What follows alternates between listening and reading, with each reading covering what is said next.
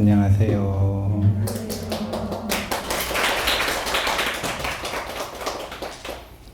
오늘은 12월 15일 보살 수업 10번째 시간입니다. 오늘은 이 팔품, 선정바람일품의 두 번째 시간입니다. 입보살 행론이 총 10품으로 이루어져 있는데 그 중에서 선정바람일품만 지금 2번을 하고 있습니다. 이유는 다양하지만 이제 입보살 행론에서 가장 극치에 해당되는 부분은 당연히 반야바람일품입니다. 그런데 사실상 반야바람일품이 많이 어려워요.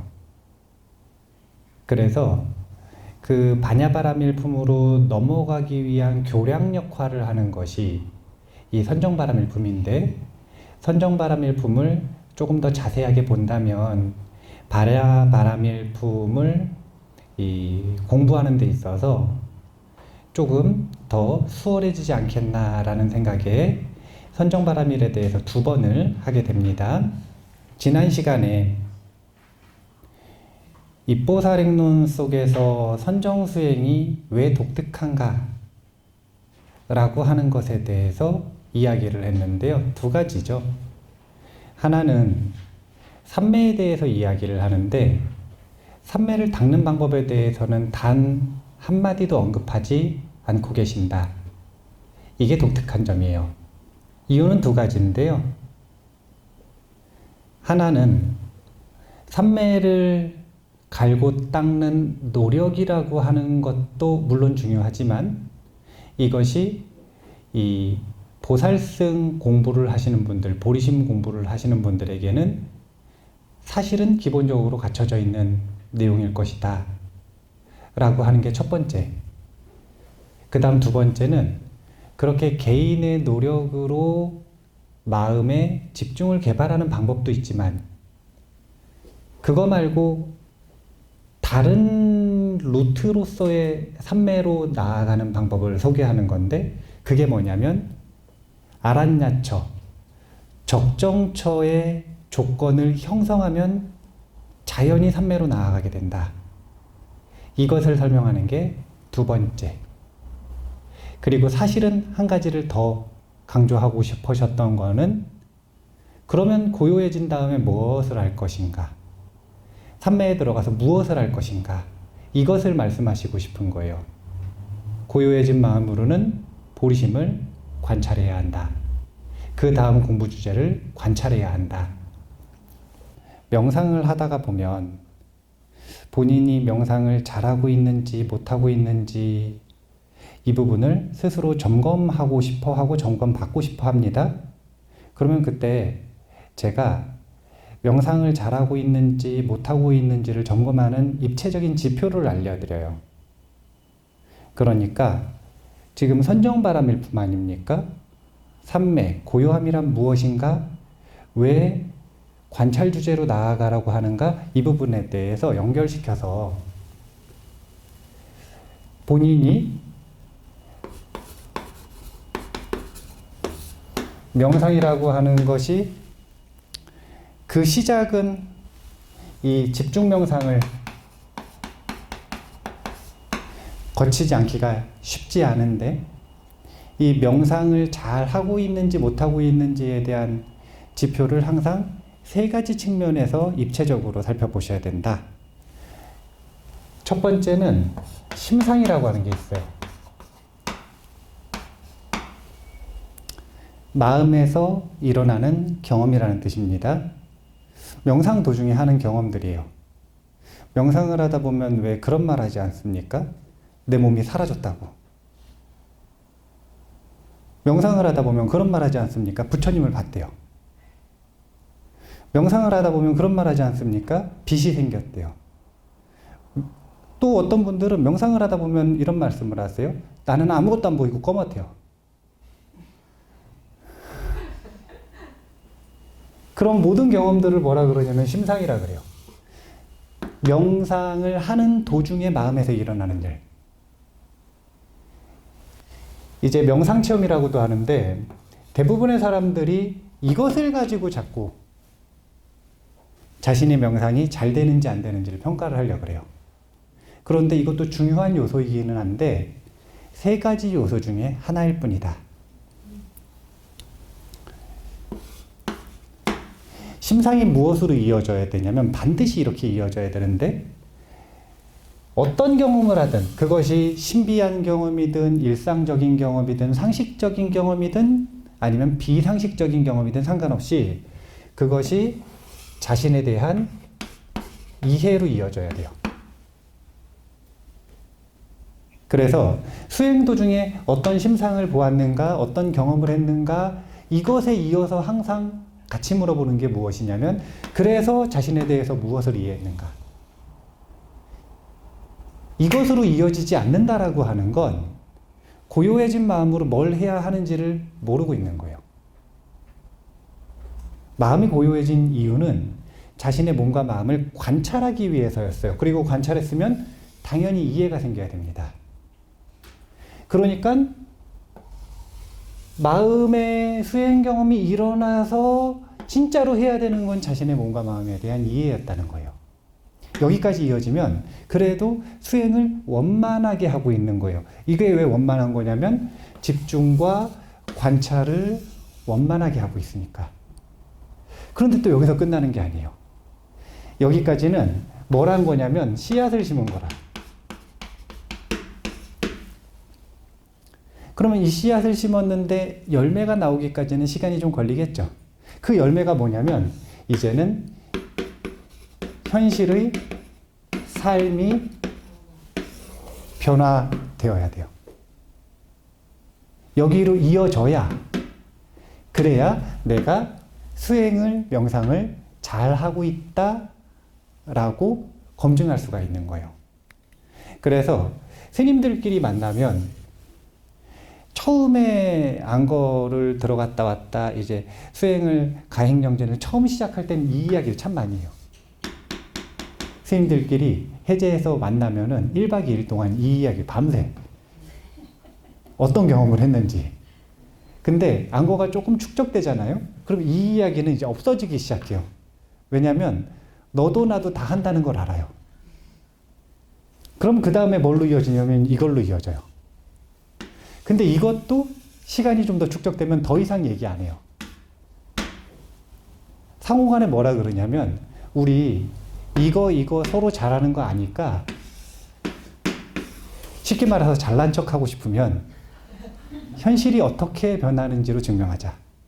이 두 가지가 원만해졌을 때 삶은 변화한다.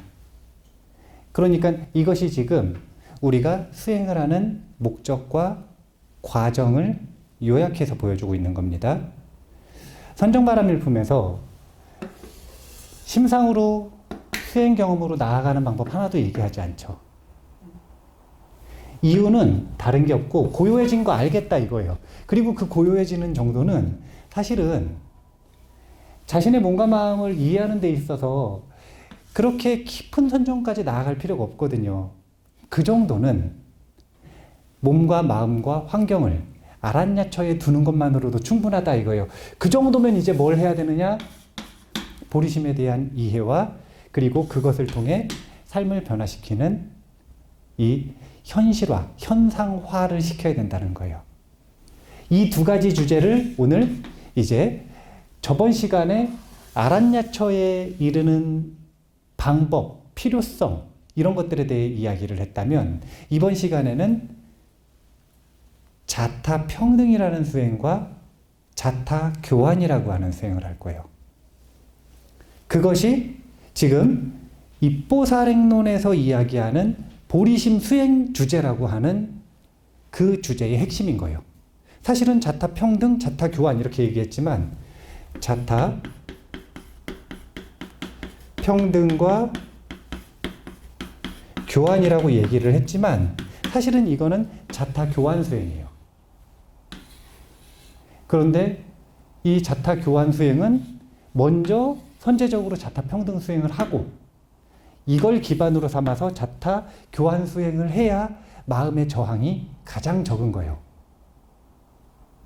그래서 이런 순서로 오늘 마음이 아란야처에 머물고 고요해졌을 때 어떤 수행을 보살은 해야 하는가, 이것에 대한 관찰 수행 주제를 이야기하는 것이다. 이런 관점을 가지고 보시면 좋겠습니다. 고요함 이후의 수행 주제, 보리심과 파아집인데요. 이게 자타교환입니다. 자, 같이 한번 읽어볼까요?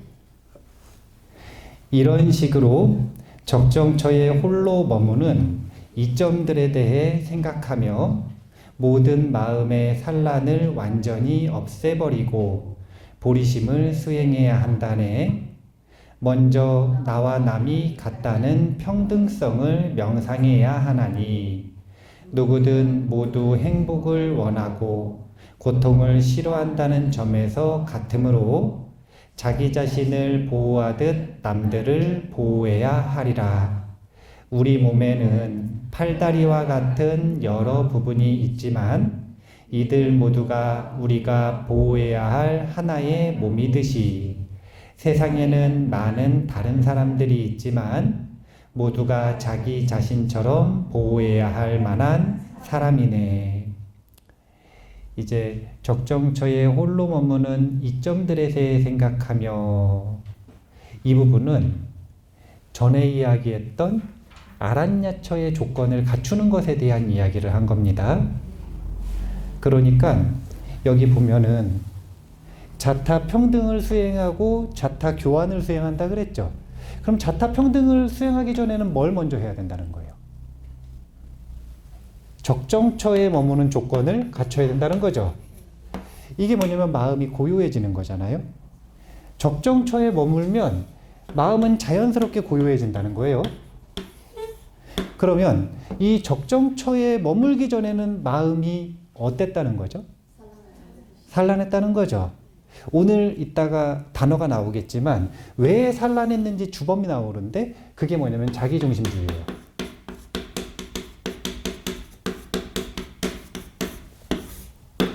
요즘에는 이 언어를 써요. 예전에는 아집, 아상 이런 표현을 썼는데 요즘에는 자기중심주의라는 표현을 쓰거든요. 이것이 모든 고통의 원인이었다. 벗어나야 되는 핵심 장애물이 이것이다. 그러면 벗어나는 방법이 무엇인가? 첫 번째, 적정처의 조건을 갖춰서 고요해진다. 두 번째, 그 마음으로 자타 평등을 훈련한다. 세 번째, 이 평등을 훈련한 마음을 기반으로 자타 교환을 훈련한다. 그리고 나서 반야바라밀로 들어가는 거예요. 그 다음에 이제는 자아를 항복받고 잠재워 놓은 게 아니라 완전히 멸절시키는 훈련을 하는데, 그게 바로 공성에 대한 관법, 반야바라밀을 통한 무아관을 훈련을 하는 겁니다. 그래서 자아에 대한 뿌리를 뽑아내는 훈련을 하는 거죠. 그래서 이 부분을 자세하게 조금 더 시간을 들여서 공부를 하지 않으면 일로 나아가 봐야 쉽지 않겠다 이런 생각이 있어서 2번을 하는 거예요. 삼매에 대한 이야기를 하지만 사실은 자타 평등과 자타 교환 모두 반야바라밀에 대한 기반이다. 이렇게 생각하시면 돼요. 이 총론이에요. 나와 남이 같다는 평등성을 명상해야 하는데 이유는 간단합니다. 누구든 모두 행복을 원하고 고통을 싫어한다. 이고등락이라고 하는 걸 공통으로 원한다 이거예요. 그리고 내 팔다리와 같이 일체 중생은 나와 한 몸과 같다. 이것을 전제로 나머지 모든 개성에서 조금 더 세밀하고 구체적으로 이유들을 설명하고 있다. 이렇게 보시면 되고요. 자, 고요함 이후의 수행 주제는 보리심과 파아집입니다. 자, 그래서 자타평등이라고 하는 걸 훈련하는 내용을 보면 내 고통이 아니라 고통 그 자체에 초점을 맞추는 훈련을 하거든요. 개성을 한번 볼까요? 8-92번입니다. 같이 읽겠습니다. 내가 겪는 고통이 남들에게 고통을 주는 것은 아니지만 나는 나 자신을 귀하게 여김으로 나의 고통을 견디기 어려워한다네. 마찬가지로 내가 남들의 고통을 그들과 똑같이 겪는 것은 아니지만 내가 그들을 귀하게 여기기에 그들의 고통을 나는 견디기 어렵다네.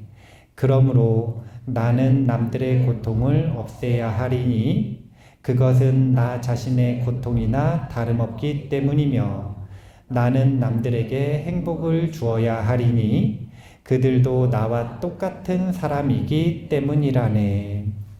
한 반년 전에 공부했던 내용을 끄집어 보면 원보리심을 일으킨 존재는 윤회의 감옥에 갇혀있는 불쌍한 중생의 신분이라도 이 천신과 인간들이 받들어서 존중한다 그랬죠. 왜냐하면 명칭이 중생 범부에서 무엇으로 바뀌었냐면 보살로 바뀌었기 때문에 그래요. 그러니까 원보리심이라고 하는 마음을 모태로 해서 보살로 새로 태어난 거예요. 그런데 아무리 신분이 바뀌었다 그래도 여기서 말하는 신분은 이 진리의 세계 법계에서의 신분이 바뀌었는데 아무리 신분이 바뀌었다 그래도 갓난애기는 별다른 다른 게 없어요. 똑같이 그냥 똥오줌 못 가리고요. 자기 혼자서는 생존 못 하고요. 주변의 사람들한테 도움을 받고 피해를 끼쳐요. 똑같아요. 보살의 삶은 본인이 그 서약을 후회하고 참회하고 버리지 않는 한, 이 사람의 삶은 이제 그 목적이 무엇이 된 거냐면 자신의 이익을 추구하는 것이 아니라 공익을, 그 공의 범위가 일체 중생의 이익을 추구하는 마음으로 새로 태어난 거예요. 삶의 방향성이. 그 사람 자체가.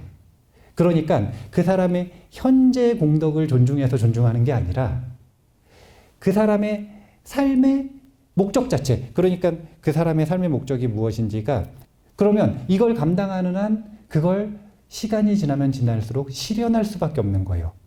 그러니까 이 삶 전체를 놓고 보는 잠재력에서 존중할 수밖에 없는 거죠. 자, 이 이야기를 왜 하냐면 사실은 이제 와서 자타 평등, 자타 교환을 이야기하지만 처음 시작할 때 이거 하기로 했던 거예요. 입보살행론은 처음 원보리심을 일으키는 순간부터 원래 이거를 하기로 한 거예요. 그런데 지금까지 곧바로 자타평등과 자타교환을 훈련해야 한다라고 말을 하면 마음의 저항이 너무 강하니까 도저히 받아들일 수가 없는 거예요. 그러니까 먼저 마음을 여는 보시바라밀, 마음을 열었을 때 그 마음을 지키는 지게바라밀, 그럼에도 불구하고 내 마음에 거슬리는 불선이 들어왔을 때 참는 인욕바라밀, 그리고 뿌리 깊은 중생상과 게으름을 극복하는 정진바라밀. 근데 이제 정진을 하다 보면 산란해져. 그러니까 선정바라밀에서 먼저 아란야처부터 얘기하고, 그래서 마음이 고요해졌으면 이제는 본 목적을 하자. 사실은 저는 왜 자타교환, 자타평등, 자타교환이 선정바라밀에 들어갔는지 모르겠어요. 여기서부터 저는 반야바라밀이라고 봐도 좋겠는데, 여기부터 반야바라밀이라고 봐도 좋겠는데, 지극히 반야바라밀적이거든요. 쓰는 근거, 쓰는 이유, 그리고 제시하는 수행 전부 다 사실은 공성을 기반으로 하고 있어요. 이제 본래 목적으로 들어가는 겁니다. 그래서 이제는 나의 고통을 해결하는 것이 아니라 고통을 해결하는 것으로 완전히 초점을 바꿔야 한다. 첫 번째 제안인 거예요. 자타평등과 자타교환을 훈련해야 하는 이유가 있는데, 그거는 뭐냐면 처음에 우리가 보살이라고 하는 존재로서 어떤 수행을 해서 어떤 목적을 이루겠다라고 하는 정관을 썼어요. 계약서를 썼어요. 그러면 이제 그것을 실현해야 하는 순간인데, 그 내용의 핵심이 뭐냐면, 첫 번째 핵심이 이제는 나의 고통을 해결하고 나의 행복을 증진시키는 것에서 이제 이거 그만하고 뭘 해야 한다? 다른 사람이 아니에요. 그냥 고통, 그냥 행복을 줄이고 증잔시키는, 그냥 고통을 해결하고 그냥 행복을 증진시키는 이 부분으로 초점을 바꿔야 한다. 나도 아니고 남도 아니고 그냥 고통이 있으면 해결한다. 그냥 행복할 수 있는 방법이 있으면 그것을 돕는다. 이쪽으로 점점 마음을 바꿔가고 초점을 옮기고 그리고 마음을 길들여야 한다는 거예요. 여기까지 이해가 되세요? 아, 좋아요. 이게 왜 이해가 쉽지? 제가 설명을 잘했나 봐요? 근데 이제 세 번째는, 그렇다면 우리가 생각을 해볼 필요가 있어요. 정말 내 고통이라고 하는 게 있을까? 또 반대로 내 행복이라고 하는 게 있을까? 여기서부터 이제 바냐바라밀의 요소가 아주 강력하게 들어가는 거예요.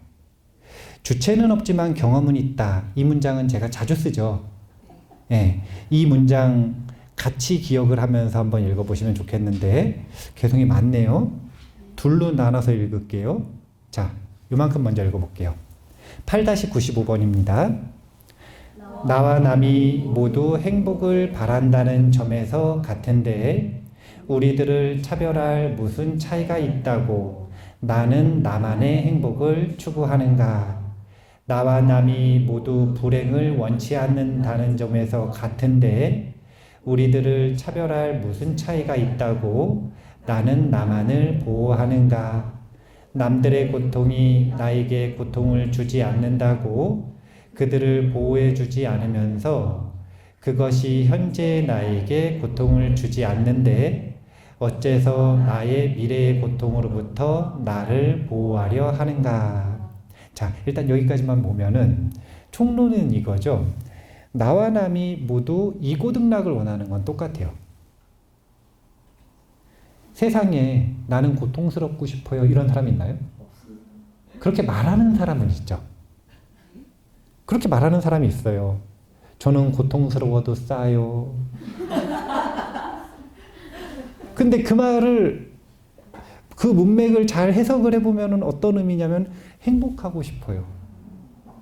고통에서 벗어나고 싶어요. 이런 거잖아요. 세상에 고통에서 벗어나고 싶지 않은 존재는 없고 행복하고 싶지 않은 존재는 없더라. 이것은 공통인데 왜 나는 행복해야 되고 원수는 행복하면 안 되고 나는 고통에서 벗어나야 되고 원수는 고통스러우라고 비냐 이거예요. 그게 정상적이냐 이걸 지금 이제부터 논하는 건데 우리는 근거가 딱 하나예요. 나와 남은 다르다. 이거 하나.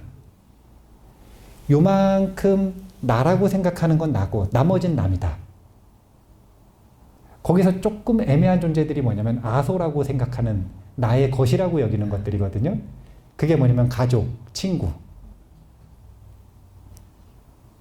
자식이요, 가족.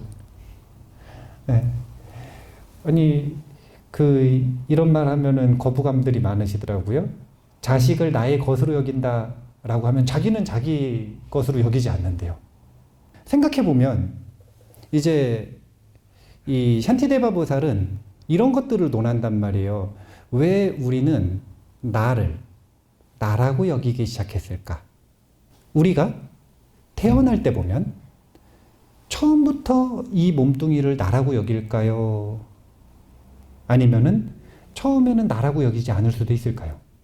나라고 여기는 마음이 있더라도 그것은 극히 미세할 거고 자아의식이라고 하는 것이 확고해지는 데는 시간이 걸리고 그 다음에 그 자아의식이 집착과 고집으로 변하는 건 또 시간이 걸릴 것이고 그러면 사실은 뭘 한 거냐면 이 생에 태어나서 이 몸을 나라고 여기는 세뇌와 훈련을 우리는 끊임없이 받은 거예요. 이것이 점점 심해져서 어떻게 되냐면은 나랑 인연 맺은 친구, 나랑 결혼한 배우자, 내가 낳은 아이 전부 다 나라고 여겨요. 자, 여기에는 엄청난 가능성이 있는 거죠. 훈련하면 남도 나라고 여길 수 있는 거예요. 단지 훈련을 하지 않았을 뿐인 거죠. 훈련할 마음이 없을 뿐인 거죠. 그러니까 훈련한 마음을 만들기 위해 지금까지 이 입보살행론의 앞부분이 있었던 거예요. 그것을 훈련해야 되는 이유, 이익이 얼마나 큰지, 그 원하는 성부를 위해서는 왜 반드시 이걸 해야 되는지부터 시작해서 훈련 과제를 세분화해가지고 쭉 설명을 한 겁니다. 예시를 하나 들었습니다. 그게 뭐냐면 요거예요. 우리가 보면은 재산을 모으잖아요. 재산은 왜 모아요?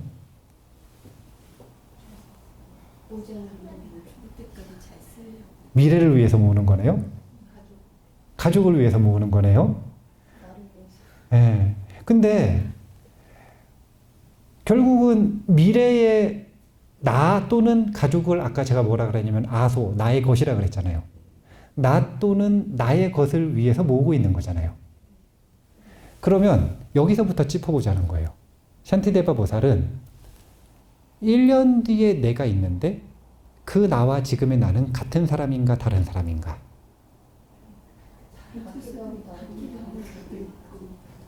네, 같기도 하고 다르기도 하죠. 네, 근데 다르기도 하죠. 똑같은 사람은 아니라는 거죠. 자, 생각해 보세요. 전생에 제가 죄를 지었대요. 그래가지고 오늘 넘어졌어요. 예를 들어서. 그럼 그 이야기를 딱 들었다고 생각을 해보세요. 그러면 억울할 것 같아요? 납득이 될 것 같아요? 납득이 벌써 돼요? 아니, 어떻게 납득이 돼? 전생 너무 좋아하는 거 아니에요? 이렇게 좋아하신다면 저에게 앞으로 뭘 물어보면 무조건 전생의 업이라고 대답하겠어요.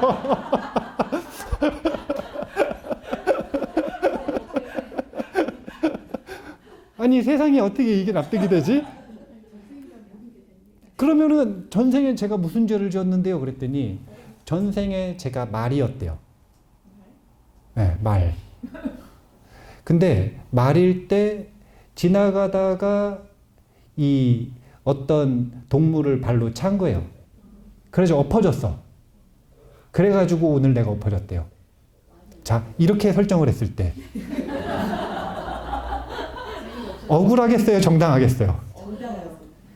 자, 그러면 전생에 말이 나와 같다고 인식이 된다는 건가요? 대부분의 사람들이 지금 왜 이거 정도는 괜찮냐면 넘어진 정도니까. 근데 예를 들어가지고 넘어져서 다리가 부러졌어. 넘어져서 이제 못 걷게 됐어요. 그러면 전생의 업이라고 이야기할 때 납득이 되겠어요?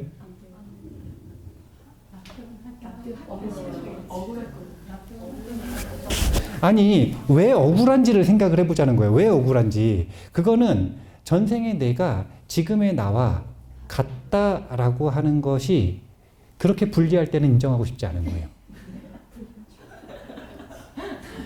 그렇게까지 분리해지면 인정하고 싶지 않은 거예요. 얼마나 우리의 마음이 코에 걸면 코걸이고 귀에 걸면 귀걸인지를 보셔야 되는 거예요. 미래의 나는 내가 아니라니까요. 지금의 내가 아니에요. 미래의 나는. 그럼에도 불구하고 미래의 나를 위해 지금을 뭔가 보존하고 애쓰고 노력하지 않습니까? 그러면 사실은 나와 다른 미래의 나를 위해서 그렇게 훈련을 할 수 있다라고 하는 건 남을 위해서도 훈련할 수 있다는 거예요. 요즘 사람들이 미래를 위해 가지고 준비를 한대요? 아니면 지금을 즐긴대요? 요즘은 트렌드가 좀 바뀌었대요. 이제 이 지금만 이렇게 잘 즐기는 욜로의 문화가 사라져가고 있다고 합니다. 좋은 일이기는 한데, 그런데 그분들이 만약에 나중을 위해서 지금을 희생하고 싶지 않다면 그분들의 입장에서는 나중에 나는 지금의 나와 같다는 거예요? 다르다는 거예요?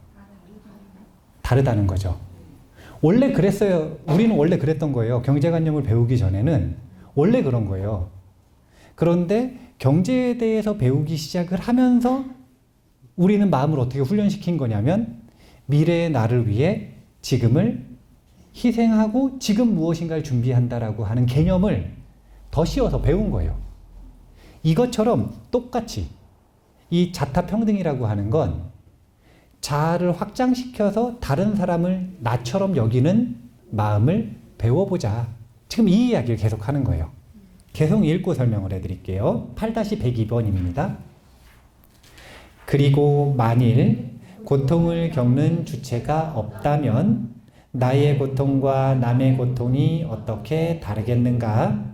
고통은 어디까지나 고통일 뿐이므로 구별하지 말고 우리는 모든 고통을 없애야 한다네.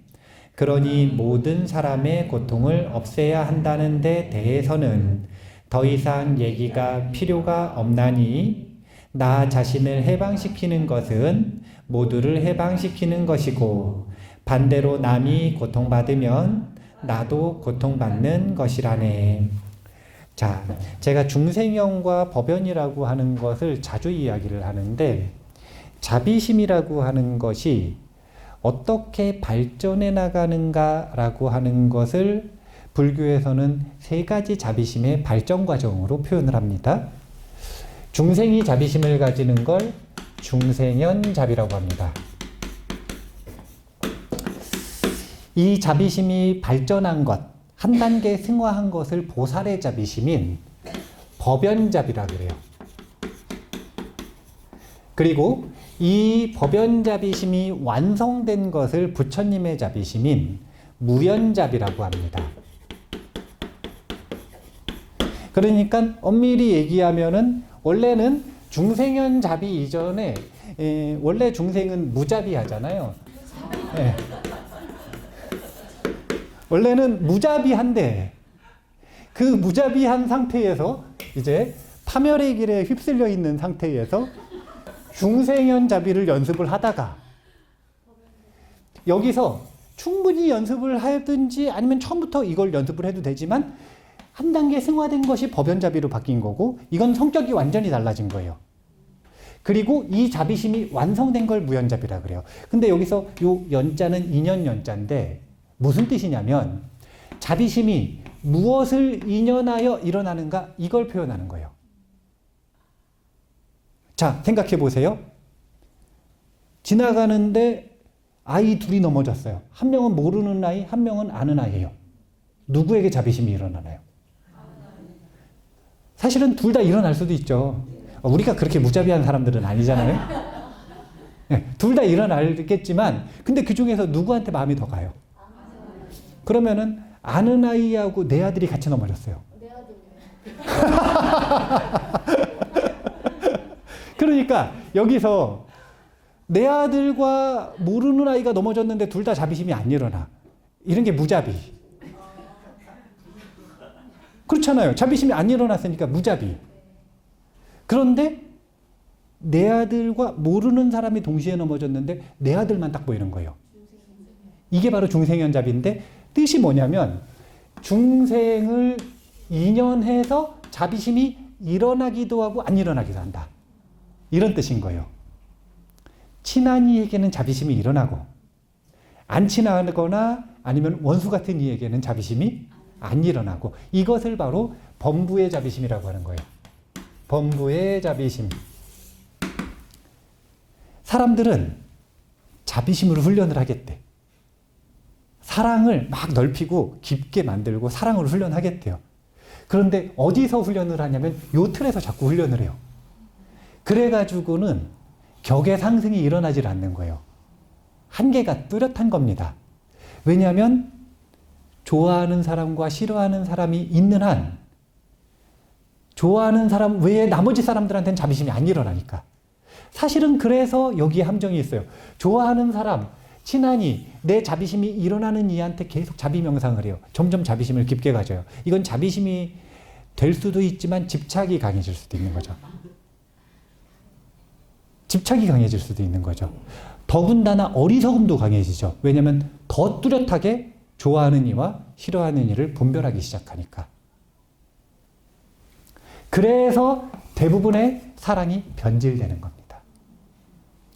그러면 그 변한다라고 하는 게 도대체 뭐냐? 자비심과 집착, 가래를 헷갈리기 시작하는 거예요. 자비심을 가져야 되는데 친해지는 거라 자꾸. 이게 지금 중생연 자비심의 특징인 거예요. 여기서는 분명한 한계가 있다. 오히려 함정에 빠질 수 있다. 이 사랑, 이 자비심을 훈련하는 건 함정에 빠질 수가 있다. 그래서 여기서 헤매고 여기서 놀지 말고 이쪽으로 곧바로 점프하기를 자꾸 권하여서 제가 중생연과 법연을 설명해 드리는 거거든요. 여기서 말하는 법연잡이라고 하는 건 뭐냐면, 자, 아까 문법을 설명해 드렸잖아요. 이 연은 무엇을 조건으로 해서 자비심이 일어나는가? 여긴 중생이 조건이 돼서 자비심이 일어났다 그랬죠? 이번에는 법이 조건이 된다는 거예요. 이게 무슨 뜻이냐면요. 보살법은 진짜 간단해요. 우리 다 배웠어요. 누구도 아는 문장이에요. 그게 뭐냐면 상구보리 하와 중생.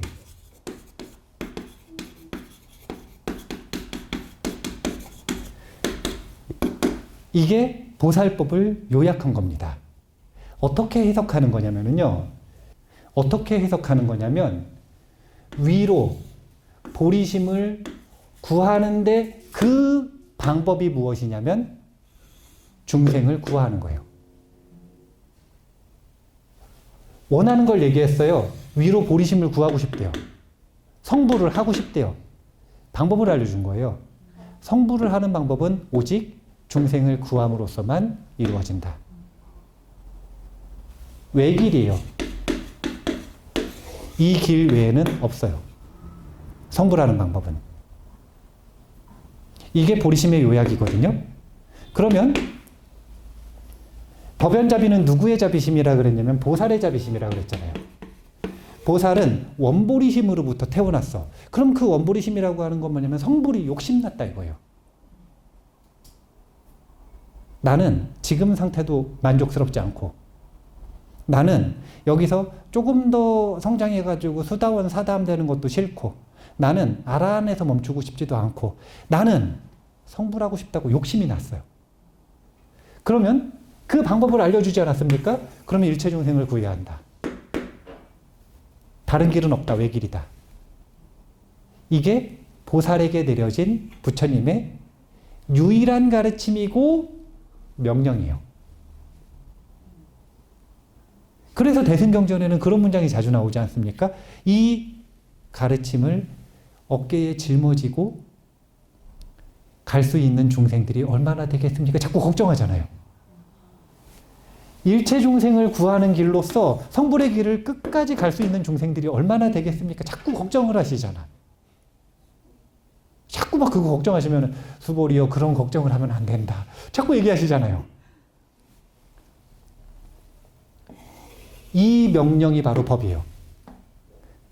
보살은 왜 일체 중생에 대해서 이 사람이 친한이든 친하지 않은 이든 원수든 관계없이 자비심을 일으킬까요?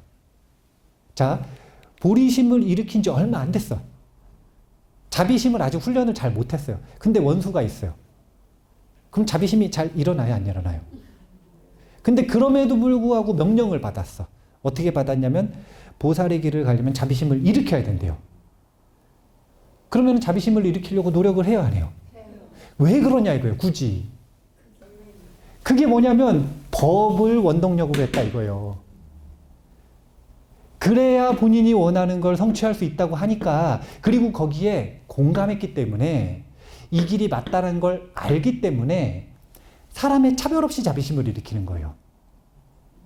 초점이 무엇으로 바뀐 거냐면 나의 고통, 나의 행복이 아니라 고통, 행복 그 자체로 바뀌는 것이다.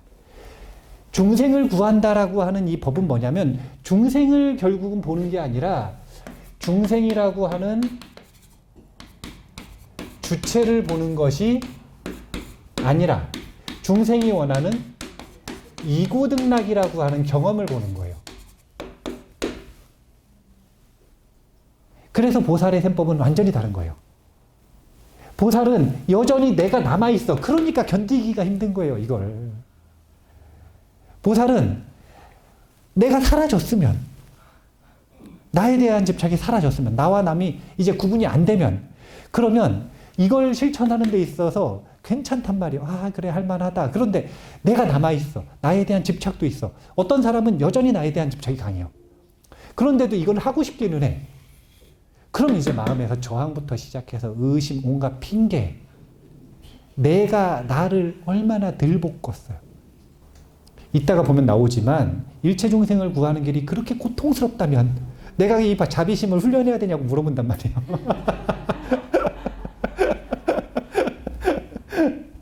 그래서 중생연에서 법연으로 바뀌어야 자타평등 수행을, 자타교환 수행을 할 수 있다. 할 수 있다. 그런데 지금 나는 못하겠다 이런 생각이 드나요? 그거는 아직 마음이 적정처에 머무르지 않기 때문에 그러는 거예요. 그래서 환경을 바꾸는 것이 그래 중요하다고 자꾸 이 입보살행론에서 이야기를 하는 겁니다. 출가를 하면은 환경이 바뀌었기 때문에 이런 마음이 쉽게 나거든요. 그러니까 환경 때문에 저항은 별로 없는 거예요. 그냥 자기의 내면의 번뇌, 뿌리 뽑히지 않은 번뇌 때문에 저항감이 있을 수 있을지 모르지만 그 외연에 의해서 어쩔 수 없이 일어나는 마음들 있잖아요. 그런 마음들로부터는 자유로워지는 거예요.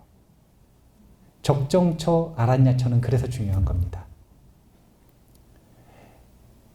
육바라밀이 뭔지 외울 수 있으세요? 보시, 지계, 인욕, 정진, 선정, 지혜. 십바라밀로 하면은요, 여기에 방편, 월력, 지가 포함돼서 십바라밀이에요. 이게 대승 십바라밀인데요. 부파불교에도 십바라밀이 있었어요. 소승 십바라밀. 왜 있었냐면 석가모니 부처님은 어떻게 성불하셨는가 10가지 바라밀을 정리해 놓은 게 십바라밀이 있어요. 근데 그 중에 출가가 있어요. 이게 빠진 게 대승불교의 특징인 거예요. 제가도 성불할 수 있다, 제가에서도 수행할 수 있다 라고 하는 걸 강조하는 게 대승불교인데 근데 지극히 어려운 길이라는 거죠. 자, 일단은 중생영인에서 법연으로 옮긴다. 요거 일단 이해를 하셔야 돼요. 저희 이해, 공감은 못 하시더라도 이해는 하셔야 돼요. 그래서 여기 나오네요. 한번 같이 읽어볼까요? 자비심이 그렇게 많은 고통을 가져오는데 어째서 자비심을 일으키려고 노력해야 하냐고 하지만 세상 사람들이 겪는 한량없는 고통에 비한다면 자비심으로 겪는 고통이 어떻게 많다 할 수 있으리요. 자비심에 의한 하나의 고통에 의해 중생의 많은 고통을 없앨 수 있다면 자비심을 가지는 이 고통을 자신과 타인의 모두를 위해 일으켜야 하리라. 그래서 선하월 보살은 왕이 자기를 해칠 것을 알면서도 많은 사람들이 고통을 면하도록 하려고 자신의 고통을 피하려 하지 않았다네. 우리나라에서도 여전히 논쟁이 많이 되고 있는 일이 있어요. 그게 뭐냐면 승병으로 나아가셨던 이 서산대사부터 시작해서 여러 고승들의 이야기. 전쟁에 나가셨단 말이에요. 살인을 하셨겠죠. 물론 그 승병의 역할은 따로 있었다 이런 학설들도 있지만 그럼에도 불구하고 전쟁에 나섰다면 그리고 끝까지 생존했다면 어떤 일들이 있었을지 알 수 없잖아요. 그러면 승병으로 처음 나서실 때의 마음가짐이 어떠했는가? 사실은 이미 개를 반납하시고 나가시는 거예요. 수행에 목숨을 걸고 깨침에 목숨을 걸고 특히 조선시대 때는 스님이 된다라고 하는 것 자체가 자신이 가지고 있는 모든 명성과 모든 것들을 더 극단적으로 내려놔야 되는, 그리고 사람 취급받지 못하는. 그러니까 그때는 지금보다도 더 출가하는데 용기가 필요했던 거예요. 그렇게 자신의 삶을 전부 바쳐가지고 치열하게 정진해서 나름대로의 깨침과 이해와 수행력이 있던 분들이 그걸 포기하고 나간다라고 하는 그 마음가짐이 무엇인가. 분명히 본인은 고통스러울 것을 알매도 불구하고 그런 마음가짐이 지금 이 기꺼이 고통 속으로 뛰어드는 마음가짐이에요. 내가 나의 개를 반납하고 파하더라도 그것으로써 민중들이 조금이라도 고통에서 벗어날 수 있다면 나아가겠다. 그래서 본인들의 계맥과 도맥을, 법맥을 지키기 위해 막내 스님을 남겨놓고 출가하거든요. 넌 남아야 된다. 막내 스님은 전쟁에 못 나가게 놔두시고 너는 법맥을 지켜야 된다. 그렇게 승병으로 가시는 거거든요. 조금 더 읽어보고 설명해 드릴게요. 이렇게 마음을 닦음에 익숙해지면 다른 이들의 고통을 없애주기 위해 백조가 연꽃 호수에 즐겁게 뛰어드는 것처럼 기꺼이 무간지옥이라도 뛰어 들어가리라.